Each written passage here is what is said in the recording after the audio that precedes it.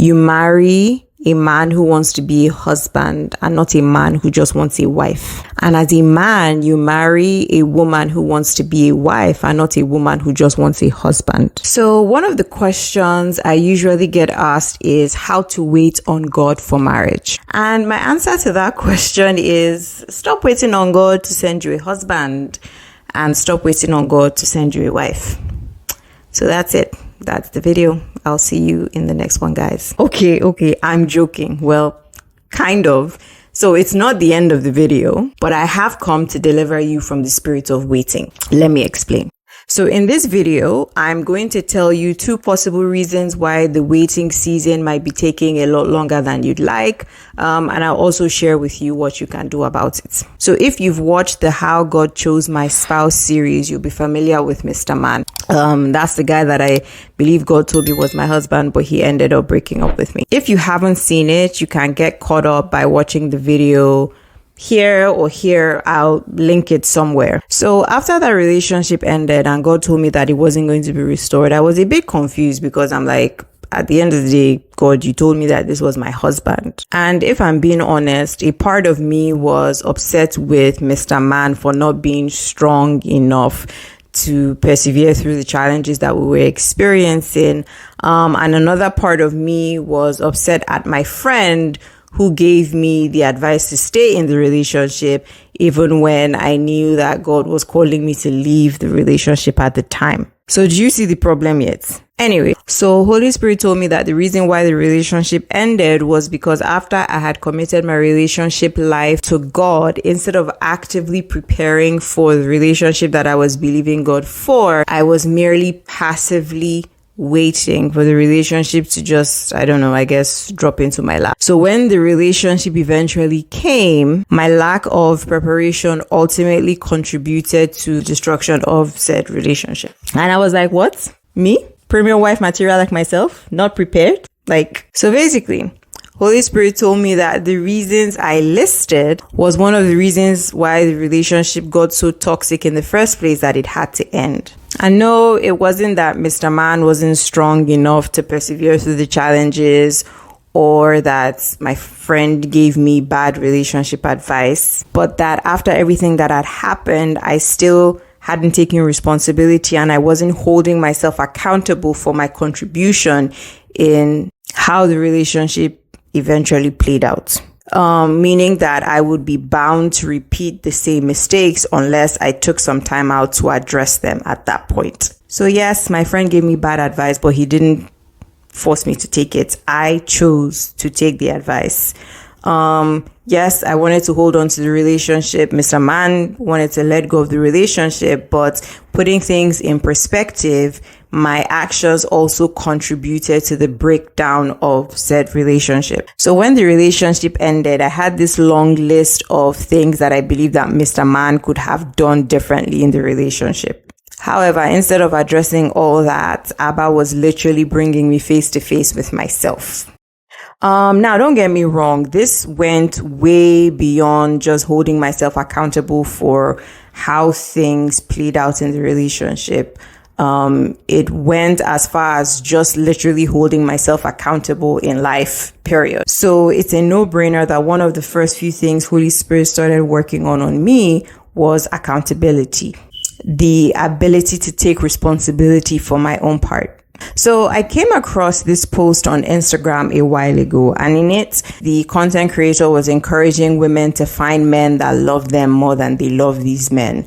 And I saw someone in the comments basically agreeing with the creator, saying that every time she has liked a guy more, the relationship hasn't worked out. So here is my comment exchange with her. Okay, so she actually says, yeah, every time I've liked the guy more, it's never worked. They were always willing to take, but never give, but always expected me to give and sacrifice over and over again, never doing it again. And then I say, I'm sorry you had to go through that. I would like to encourage you to look at it from a different perspective. Instead of it being that you loved a guy too much, could it be that you loved the wrong guys and didn't have the appropriate boundaries in place? Please don't allow what you experience with guys you shouldn't have been with dictate how you be with the man you should be with. Heart. And then she responds, it's not about loving too much. That's you trying to shift the blame to me. And it's not my fault I didn't get treated better. If I'm dating someone, whether I love them or not yet shouldn't matter, because it's bare minimum to treat them right. And you accusing me of picking the wrong men is shifting the blame as well, because I didn't know they were shitty people or BFs until after we started dating and after they started acting like that. No toxic person is going to show you their true colors on the first or second date. They hide themselves.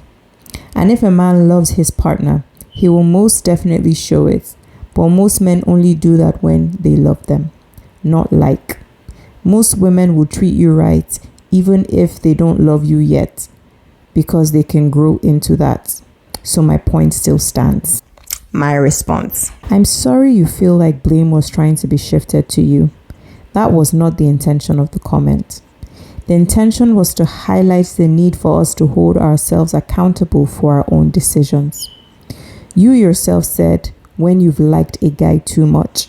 I interchanged liked with love, which was my mistake, and I apologize for that. I never accused you of picking the wrong guy.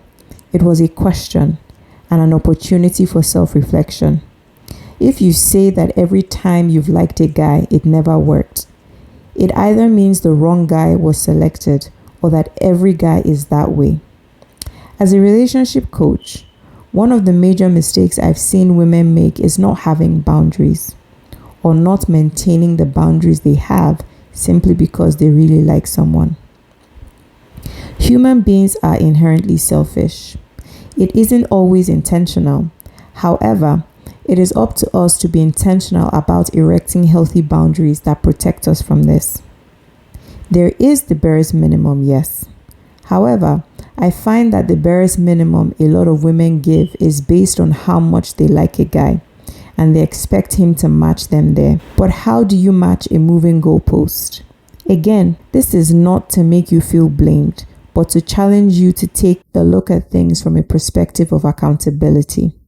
It is not your fault anyone treated you badly. However, accountability here means I will no longer choose the type of person who will treat me badly by looking out for red flags early and erecting boundaries that protect me. And yes, red flags are visible even before entering into a relationship with someone. The problem is that many women are not able to recognize them early enough. If you feel like there is nothing to gain from holding ourselves accountable for our own decisions, then by all means, please ignore this comment. You deserve to be loved in a healthy way. I really do wish you the best, and I hope you experience the love you need. God bless. So the thing is, at the end of the day, no one forces you to do anything. Accountability doesn't mean blame, neither should it bring shame.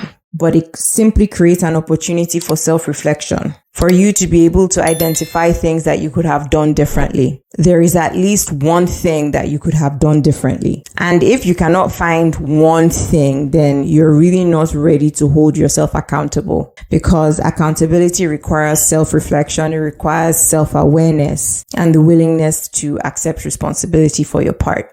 Now, while accountability is a really important part of the process of preparation, the one thing that will forever blow my mind is how little Christians actually invest in building relationship skills. So they invest in building intimacy, but don't invest in the skills that would actually make the intimacy flourish. So I find that with Christians, there's a lot of preparation on the spiritual side. So you know about submission, you know about marriage, etc., but lack the actual relationship skills necessary to make the relationship flourish or make the relationship a success. While it's the opposite with the world, there is some investment in relational skills, but high deficiency in the spiritual aspects. And the truth of the matter is that you need both. Think of it this way.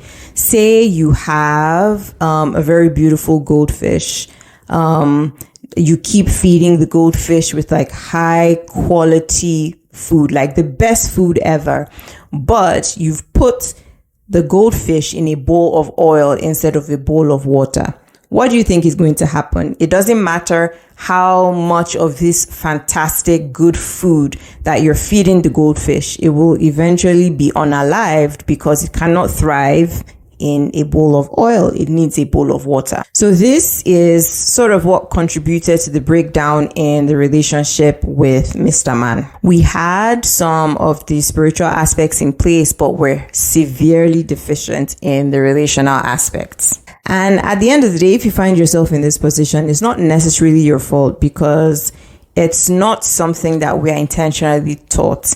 There are things that we pick up as we just move on in life. However, it gets to a point in life where we need to take accountability for our self-improvement. So if you need support and mentorship on your journey of preparation, please join the waiting list for the Revealed Bride community, where I'll be supporting Christian women on their journey of preparation.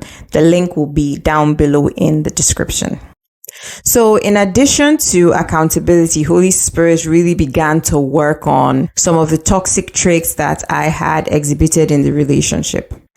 And the first toxic traits were my poor communication skills. This was one of the major causes of the breakdown of the relationship with Mr. Man. So basically, in conflict situations, instead of listening to understand or listening to resolve the situation, I was basically just listening to respond to whatever he was telling me. I remember this time when he was attempting to share something with me, and instead of paying attention to what he was saying to try to understand what he was saying, then to try to resolve the situation, I was looking for a piece of paper to write down my responses so that I wouldn't forget. So like I said, instead of trying to spend time in resolving the situation, I was basically trying to prove that I was right. And another thing that Holy Spirit addressed was unrealistic expectations that I had. There was this time when Mr. Man told me that he would be working. It was a Saturday. We typically used to hang out every weekend. So he had told me that he would be working on a specific Saturday, and I hadn't heard from him in a while. By in a while, I mean a few hours that Saturday. It was getting late, like late afternoon, early evening, and I was missing him and I hadn't heard from him. So you can imagine by that time I was already upset because at the back of my mind, I'm like, dude, I'm obviously missing you. You haven't reached out to me, so you must not miss me and stuff like that. So I can't remember, but I think I called him. So when I called him, I already had an attitude because I missed him, and I had convinced myself in my mind that he must not have missed me too because he hadn't reached out to me. So in asking him how his day went, he proceeded to tell me that, he had been working, but he had been working from home. And that made me even more upset because part of the excuse that I had sort of like excused the situation away was I had told myself that, he's in the office, he must be busy, maybe there are other people there, and stuff like that. So you can imagine that when he told me that he was working from home, I was super, super upset because at the back of my mind, I'm like, if you were working from home, I could have been in your house. Like, we could have been together. I could have been there while you were working. And stuff. So that sort of like reinforced for me that this guy, like, you must not really be missing me, sort of thing. Now, this is me just getting upset. Poor dude never told me that he was working from the office. He told me he was working. I was the one that made the assumption that he was working from the office. So I decided not to go over that Saturday. Yes, I was missing him. And instead of punishing him for an expectation that he didn't know that I had, I should have taken responsibility for my own emotions. He didn't make me upset. I decided to be upset at the situation. I should have taken responsibility for my own emotions and not expect him to meet a need that I never communicated to him in the first place. The man or woman that God has for you is not a mind reader. If you're still doing well, he should have known, or well, she should have known without you telling them, then you, my dear, might just not be ready for a relationship. Oftentimes, we blame people for not meeting a need we never communicated to them in the first place. We set minimum standards based on our needs at the time, yet expect the other party to read our minds in order to be able to meet those needs. So I'm going to pause this video for a few seconds. I want you to take some time to ask Holy Spirit to highlight ways you need to hold yourself accountable going forward. It could be a lack of accountability for your behavior or emotions. It could be toxic communication habits like blaming, nagging, defensiveness. It could be from your past relationship or current relationship. It could be how you show up in relationships going forward. It could even be how you choose men or how you choose women. Whatever it is, just take the next few seconds to ask Holy Spirit to show you where you need to hold yourself accountable. If you would like to share in the comments, I would love to pray with you.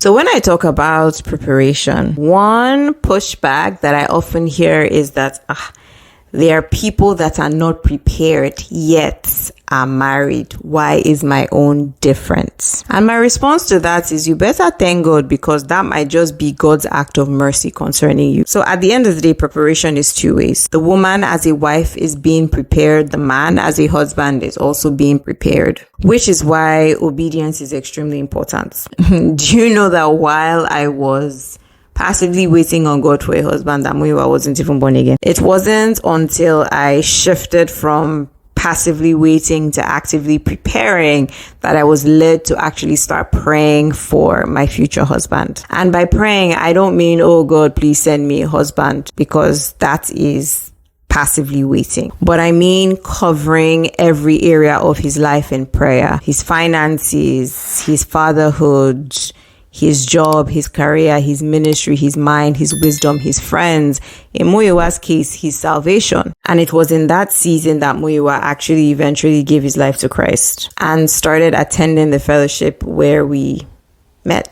The season of preparation is extremely important because it is essential that as a woman, you marry a man who wants to be a husband and not a man who just wants a wife. And as a man, you marry a woman who wants to be a wife and not a woman who just wants a husband. On this journey of preparation, your part is to obey God. Like I mentioned earlier, it was obedience that brought Muyiwa and I together, but I don't think that I ever shared that story with you.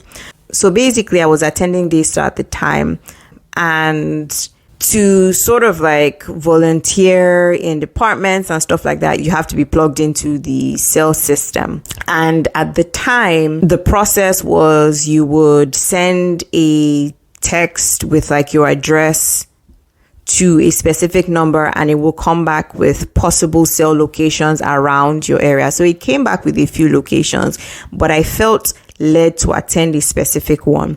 So my brother and I went to the fellowship, and it was great. At the end, we were asked to introduce ourselves, where we stayed and stuff like that. So I remember the cell leader was like, wow, like that we stay a bit of a distance from the fellowship, that there are so many fellowships between our house and that cell center. And basically encouraging us to move somewhere closer, because the idea was that the fellowship should be as close to your house as possible to sort of like eliminate any excuses for why you can't make it to fellowship. That, oh, it was raining today, I couldn't make it. No, the fellowship is next door, you can make it, sort of thing. And that day, the fellowship received a visit from, I think, the section leader. So the way the fellowship was broken down was, I think it was the fellowships, and then there was the area, and then there was the section. So, or maybe it was the section and then the area. I can't remember now, but I remember it was like the topmost leader that had come that day. So even when he too heard where my brother and I stayed, he was trying to discourage us from coming back to that fellowship and instead going to a fellowship closer to our house. But I stood my ground because I felt like I believed that that was the fellowship that God wanted me to be in, and I stayed. Lo and behold, Muyiwa joins the fellowship a few months later. See, obedience. God had already provided Muiwa. He had given me instructions on the place that I needed to be in.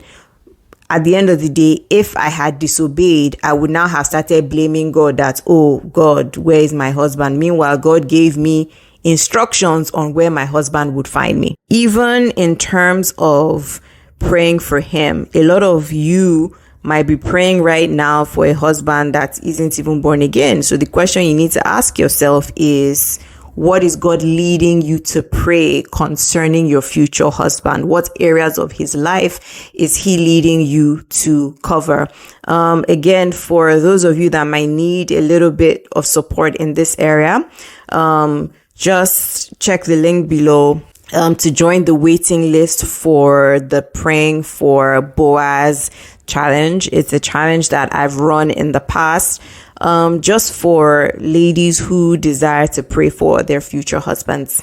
Now, you might feel like you're in a place where you'll be as prepared as you'll ever be. You've read all the books on marriage. You've taken all the courses. You've attended all the seminars, yet nothing. No man in sight. No woman in sight. Now, again, if you've watched the How God Chose My Spouse series, you'll be familiar with Mr. Time Waster. So after my experience with him, I felt led to go on an extended fast. I can't really even remember how long it was, maybe 7 days, maybe 21 days. But I do remember that after the fast, I came out feeling like something had happened, like surely the chains have broken and my husband is just around the corner. Only for God to tell me no, not yet, that the time hadn't yet come. I was like, sir, you said the time hasn't yet what? At that point, I just laughed because it was better than crying. That was in early 2013. Later on that year, we were joined fellowship.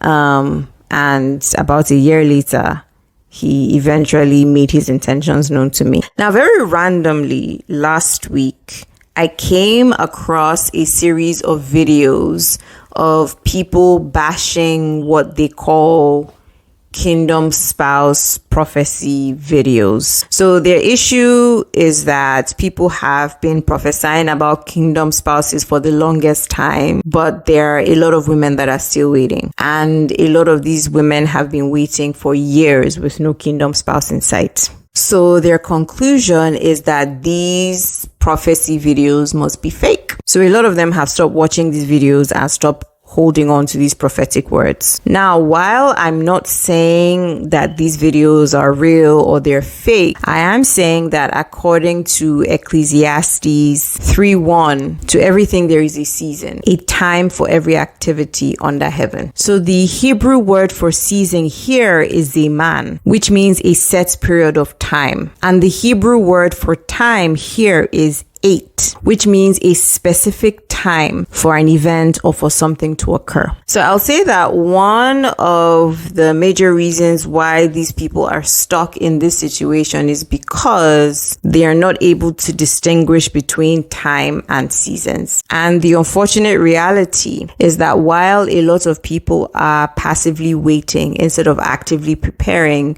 the time or the season might just pass by. That's why preparation is so important, because 1, it helps you recognize, and 2, it helps you to steward what God has for you. So let me break it down like this. Imagine that you're a farmer who received a prophetic word for a bumper harvest, but you do nothing. So you don't prepare the ground, you don't sow anything, there is no watering, no weeding, nothing. Because after all, God promised you a bumper harvest. So the question is, are you going to get the bumper harvest? Exactly. Most prophecies are hinged on our obedience. Acts 1:7 says that we don't know the time or the season. And 2 Timothy 4:2 says that we need to be prepared in and out of season, because Act said we don't know the time or the season, so we literally have to be prepared all the time. Now, to further drive this home, the Greek word for time here is chronos, and it simply means a specific amount of time. So it can be a day, it can be an hour, it can be a minute, it can be a second, while the Greek word for season is kairos. Now, kairos means an opportune time or limited period of time marked by a suitableness of circumstances. So think about it this way. There are certain seasons that one would refer to as wedding season, right? Maybe that's the summer season from like June to August. But within that season, there is a specific date in which you will get married. Say your wedding date is August 31st, for example. That's a specific time within wedding season. So going back a little bit, I was right when I felt in my spirit that my husband was just around the corner. However, I mixed up time with season. So after the fast, I had entered the season in which I would meet my husband, but God told me that the specific time had not yet come. So a lot of people get frustrated because they make a similar mistake. They're in their season, but get frustrated because nothing is happening. And nothing is happening because the appointed time within that season has not yet come. So remember that we said that a season is an opportune time or a limited time marked by suitableness of circumstances. So a lot of people, because of that frustration, give up just before entering into the specific time within that season. So unfortunately, might have to wait until the next season. And the thing with times and seasons is that we don't know when the next season will come. All we can do is be prepared for it when it eventually comes. So for some, the seasons are more frequent. For others, it can take years. For others, it can take tens of years. And that's because God is taking so much more than us into account when he's scheduling these things. So think about it this way. You want to plant something, for example, you have to plant it in the right season. It's important to move through this process with the realization that your marriage has a purpose. So you may not be able to just get married at any time because God is working so many things behind the scenes. Just remember that you don't have the ability to give yourself a husband or a wife, but you have the ability to prepare for the husband or the wife that God is preparing for you so that you're ready to receive when God brings. I'll see you in the next video.